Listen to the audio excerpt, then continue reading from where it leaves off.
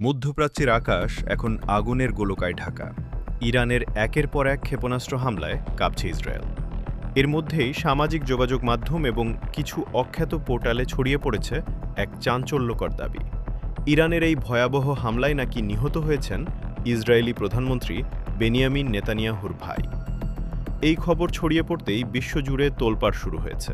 কিন্তু এই দাবির সত্যতা কতটুকু? আজ আমরা জানাবো এই খবরের পেছনের আসল রহস্য।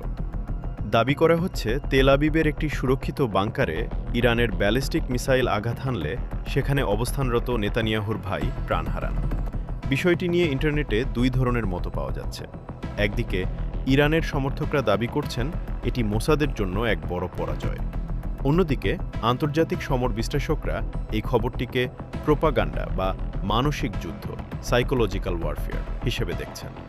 এখন পর্যন্ত ইসরায়েল সরকার বা আইডিএফ এই বিষয়ে কোনো আনুষ্ঠানিক শোকবার্তা বা বিবৃতি দেয়নি। উল্লেখ্য যে নেতানিয়াহুর বড় ভাই ইয়োনাথান নেতানিয়াহু ১৯৭৬ সালে নিহত হয়েছিলেন। বর্তমান খবরটি নিয়ে কোনো নির্ভরযোগ্য প্রমাণ এখনও মেলেনি।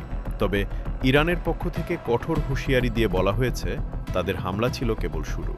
তেহরানের দাবি তাদের সুনির্দিষ্ট নিশানায় ইসরায়েলের অনেক গুরুত্বপূর্ণ ব্যক্তি ও সামরিক স্থাপনা ক্ষতিগ্রস্ত হয়েছে। যদি নেতানিয়াহুর পরিবারের কেউ বা কোনো উচ্চপদস্থ কর্মকর্তা সত্যিই আক্রান্ত হয়ে থাকেন, তবে তা হবে এই যুদ্ধের মোড় ঘুরিয়ে দেওয়ার মতো ঘটনা। কারণ এর ফলে ইসরায়েল হয়তো এমন কোনো পদক্ষেপ নেবে যা বিশ্বযুদ্ধকে উস্কে দিতে পারে।